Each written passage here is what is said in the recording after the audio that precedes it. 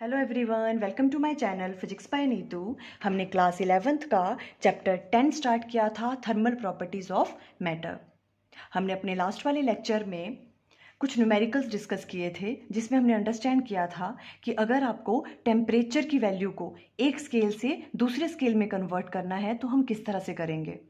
आज हम स्टार्ट कर रहे हैं थर्मल एक्सपेंशन। देखो बच्चों, अगर आपको ये वीडियो रियली में हेल्पफुल हो रहे हैं तो प्लीज़ आप इस चैनल को सब्सक्राइब कर लेना, वीडियोस को कभी कभी लाइक कर दिया करो, कमेंट कर दिया करो, या तो यूट्यूब पे आजकल एक ऑप्शन आती है हाइप की, HYPE। आप वीडियो को हाइप कर सकते हो, इस तरह से आप मेरी हेल्प कर सकते हो इस चैनल को प्रमोट करने में। Thank you. देखो, आज हम स्टार्ट कर रहे हैं थर्मल एक्सपेंशन।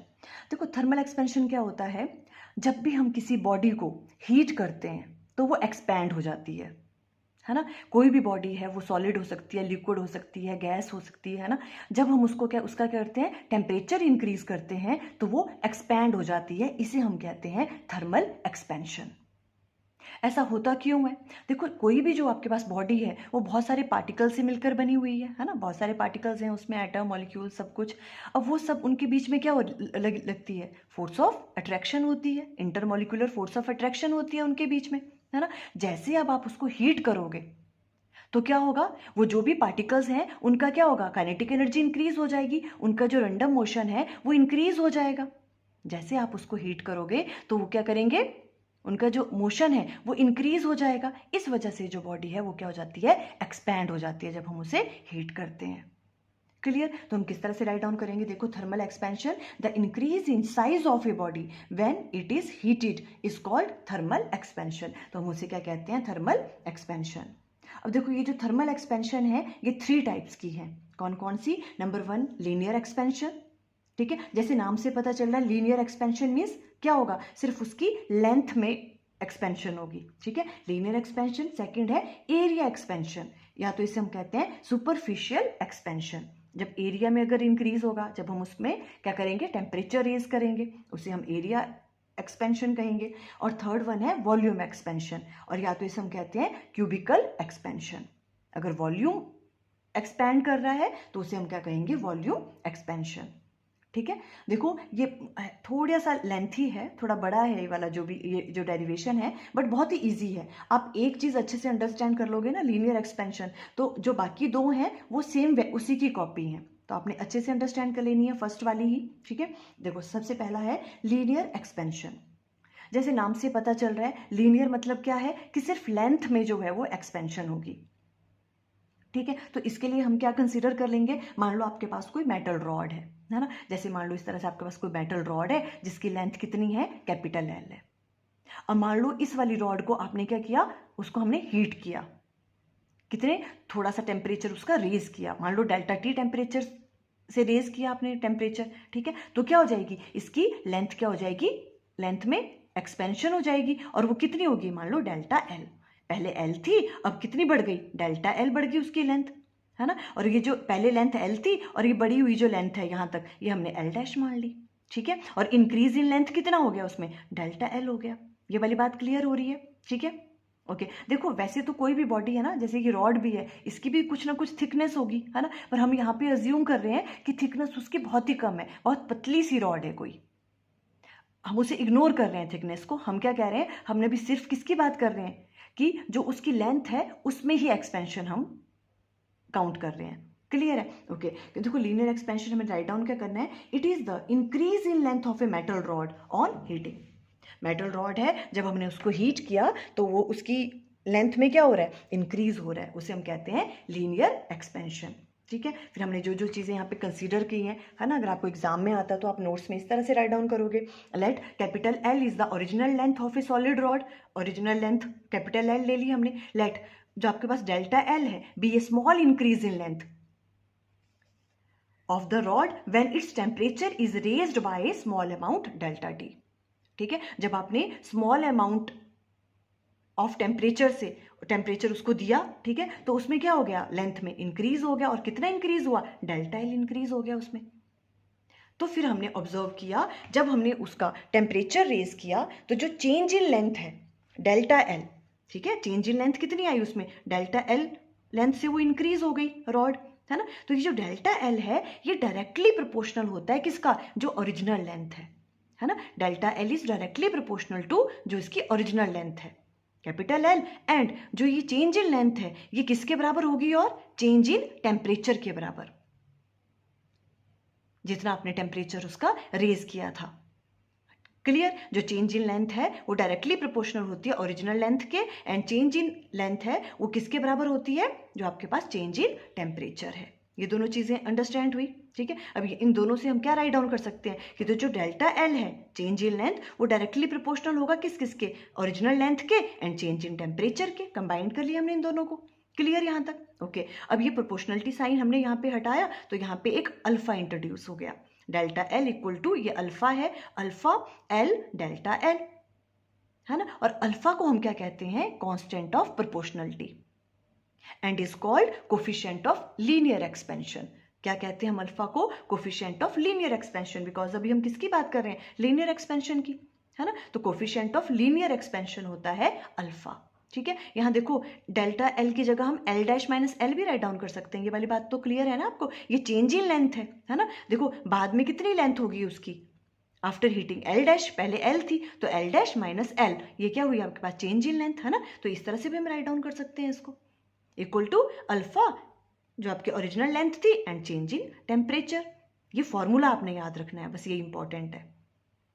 क्लियर हुई वाली बात। और अल्फा को हमने क्या कहा, क्या कहते हैं, कोफिशिएंट ऑफ लीनियर एक्सपेंशन।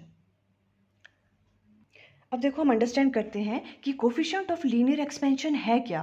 कभी कभी इसकी डेफिनेशन भी आपको एग्जाम में पूछ लेते हैं, ठीक है। तो देखो जो कोफिशिएंट ऑफ लीनियर एक्सपेंशन है अल्फा, अगर हम यहाँ से इसकी वैल्यू कैलकुलेट करें तो क्या होगी, alpha equal to change in length divided by, ये वाली चीज डिवाइड में आ जाएगी, original length and change in temperature, है ना। अल्फा किसके बराबर हुआ, change in length divided by original length, L क्या थी ओरिजिनल लेंथ, और डेल्टा टी क्या है, चेंज इन टेम्परेचर। इस तरह से हम राइट डाउन कर सकते हैं अल्फा को, है ना। अब देखो हम coefficient of linear expansion means alpha को किस तरह से डिफाइन करेंगे। देखो अगर ये वाला फॉर्मूला यहाँ पे बन रहा है, ठीक है, अल्फा का।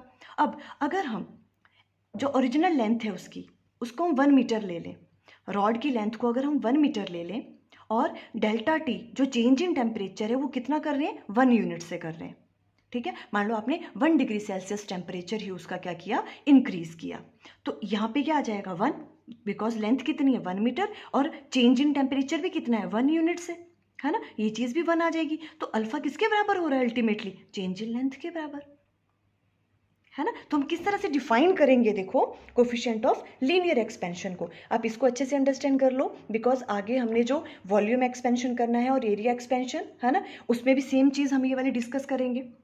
हमने क्या कहा, अगर हम एल को लेंथ 1 मीटर ले लें और जो चेंज इन टेम्परेचर है वो कितना ले लें, 1 यूनिट, या आप कह सकते हो 1 डिग्री सेल्सियस या 1 केल्विन आप इंक्रीज कर रहे हो टेम्परेचर, तो जो आपके पास अल्फा की वैल्यू किसके बराबर हो रही है, चेंज इन लेंथ के बराबर हो रही है। देखो ये दोनों चीजें 1 हो गई, है ना। तो we may define alpha as small change in length. Alpha किसके बराबर होता है, स्मॉल चेंज इन लेंथ के बराबर होगा, पर कब, small change in length per unit original length, per unit original length, जो ओरिजिनल लेंथ है वो कितनी है 1 metre, per unit original length per unit rise in temperature, और जो राइज इन टेम्परेचर है वो भी कितना है 1 यूनिट है।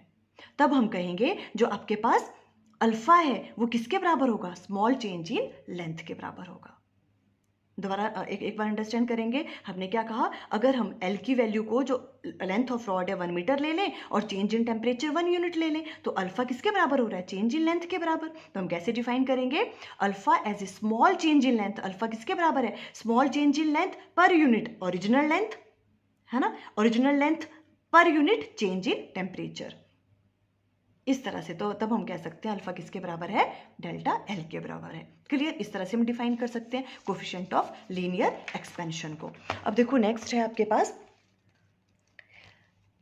अब देखो इस चीज को हम एक और तरीके से अंडरस्टैंड कर सकते हैं। देखो जैसे मान लो अल्फा की वैल्यू है, अल्फा क्या है, कोफिशिएंट ऑफ लीनियर एक्सपेंशन, ठीक है। इसकी वैल्यू सब चीज़ों के लिए अलग अलग होगी। जैसे मान लो कॉपर की बात कर रहे हैं, है ना, कॉपर के लिए जो अल्फा की वैल्यू है वो कितनी होती है, 1.7 इंटू 10⁻⁻⁵, ठीक है। इसका मतलब क्या है, देखो अल्फा की वैल्यू इतनी है, मीन्स इसका मतलब पता क्या है कि अगर हमने क्या कहा, अल्फा किसके बराबर होता है, चेंज इन लेंथ के बराबर, है ना। तो इसका मतलब क्या है कि अगर हम कॉपर की, देखो मान लो अगर आप ये कॉपर की रॉड ले रहे हो, ठीक है, और ये रॉड कितनी है, 1 मीटर रॉड है, कितनी है, 1 मीटर रॉड ले रहे हैं हम, और इस कॉपर की रॉड को आपने क्या किया, 1 डिग्री सेल्सियस इसका टेम्परेचर इंक्रीज किया, तो इसकी लेंथ इंक्रीज होगी, है ना, चेंज इन लेंथ होगा, इसकी लेंथ में इंक्रीज होगा। वो कितना इंक्रीज होगा, वो इतना इंक्रीज होगा। इसे ही हम कहते हैं कोफिशिएंट ऑफ लीनियर एक्सपेंशन। अगर हम कॉपर की बात करें तो उसकी वैल्यू ये वाली है। अब आपको अंडरस्टैंड हुआ, ठीक है। हमने क्या कहा कि अल्फा की वैल्यू कॉपर के लिए इतनी होती है ना। इसका मतलब क्या है, हमने अभी डिफाइन किया, कोफिशिएंट ऑफ लीनियर एक्सपेंशन किसके बराबर होता है, चेंज इन लेंथ के बराबर होता है ना। तो इसका मतलब क्या है, अगर हम कॉपर की रॉड लेते हैं और कितनी लेते हैं, 1 मीटर रॉड ले रहे हैं वो, है ना, और उसका टेम्परेचर हम 1 डिग्री सेल्सियस से इंक्रीज किया, तो उसमें क्या आएगा, लेंथ में चेंज होगा। वो कितना चेंज होगा, वही तो क्या है, कोफिशिएंट ऑफ लीनियर एक्सपेंशन, है ना। वो चेंज कितना होता है कॉपर के केस में, इतना होता है।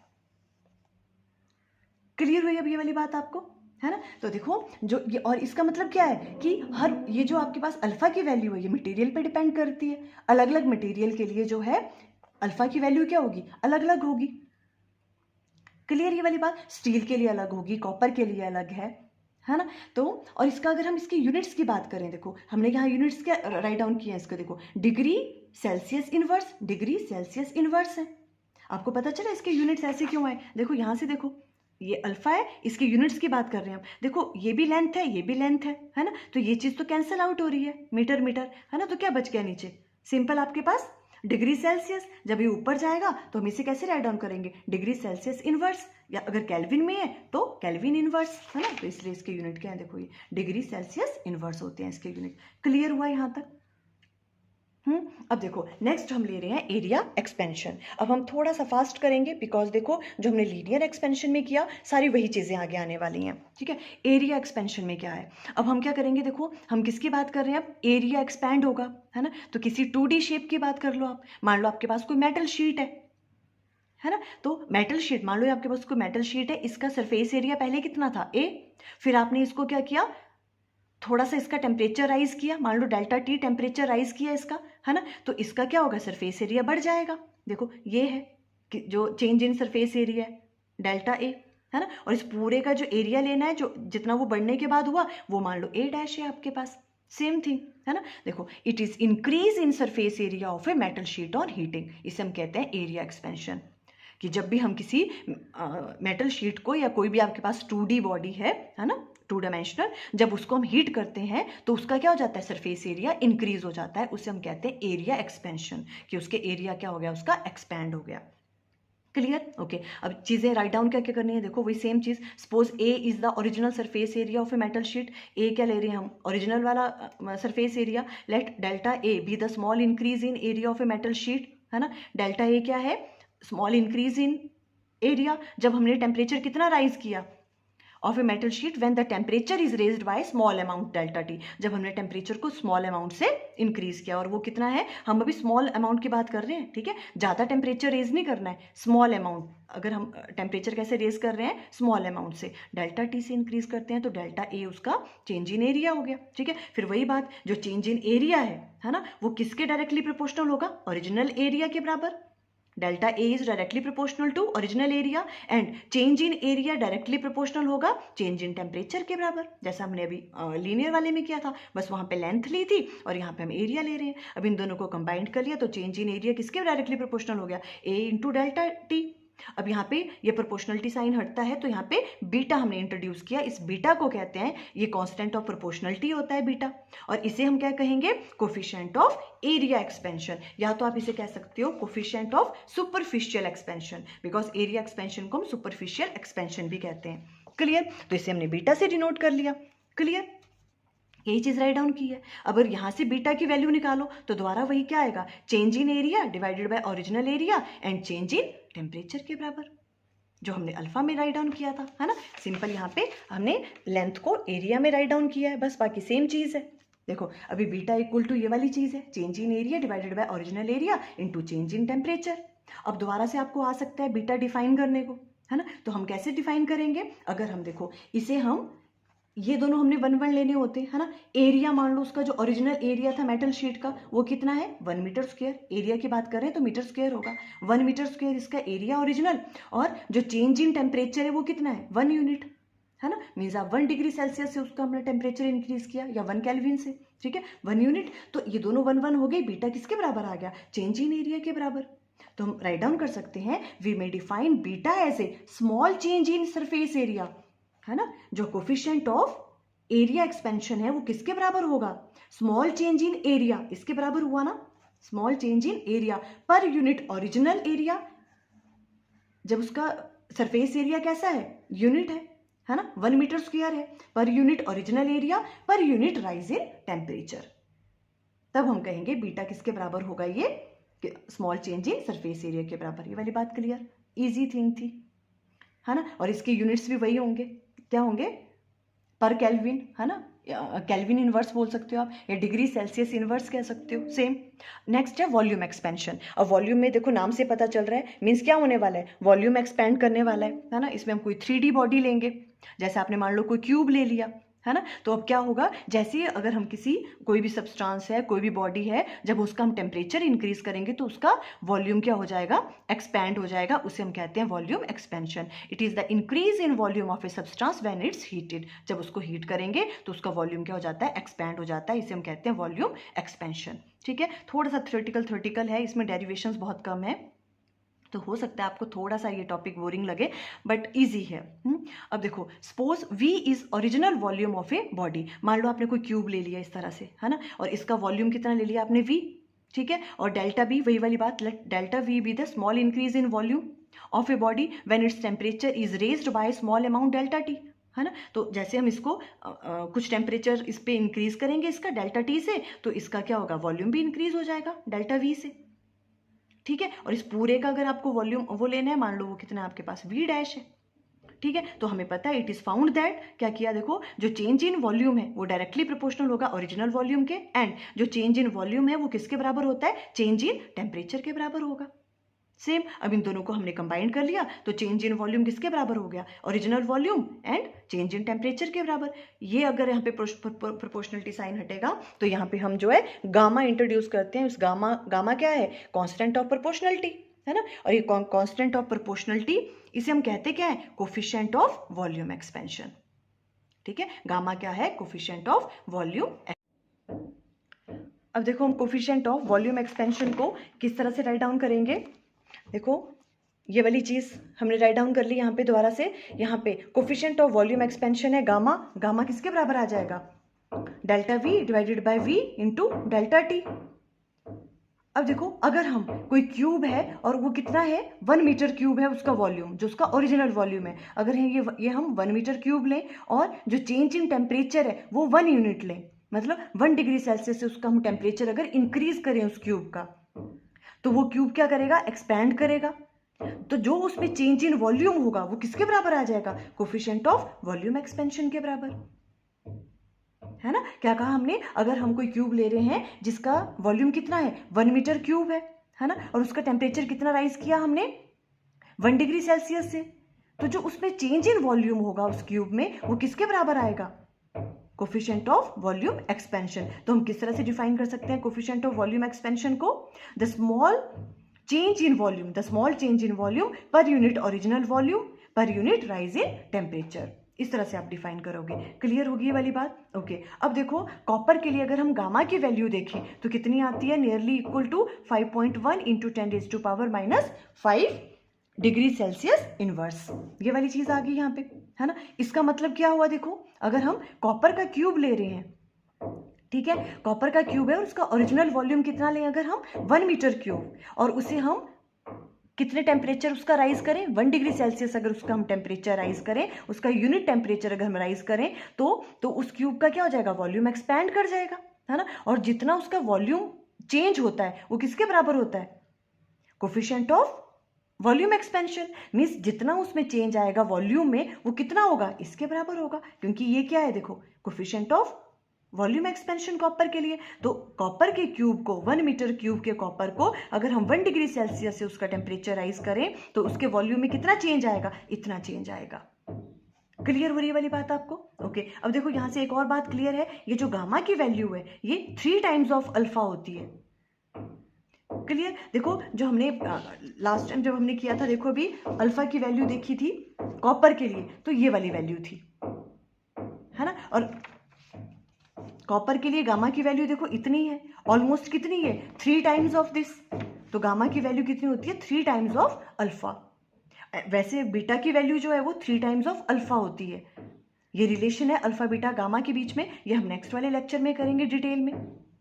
ठीक है, और देखो यहाँ तक अभी हमारी थर्मल एक्सपेंशन हमने कंप्लीट कर लिया। अब देखो एक छोटा सा टॉपिक और है इसके साथ में, variation of gamma with temperature. Short question यहाँ से पूछ लेते हैं, कई बार आपने अच्छे से देखना है ये। अब देखो जो अल्फा एंड बीटा है उनकी जो वैल्यू है वो टेम्परेचर के साथ इतनी ज़्यादा वेरी नहीं करती है, ठीक है, बट जो गामा है उसकी वैल्यू जो है वेरी करती है टेम्परेचर के साथ।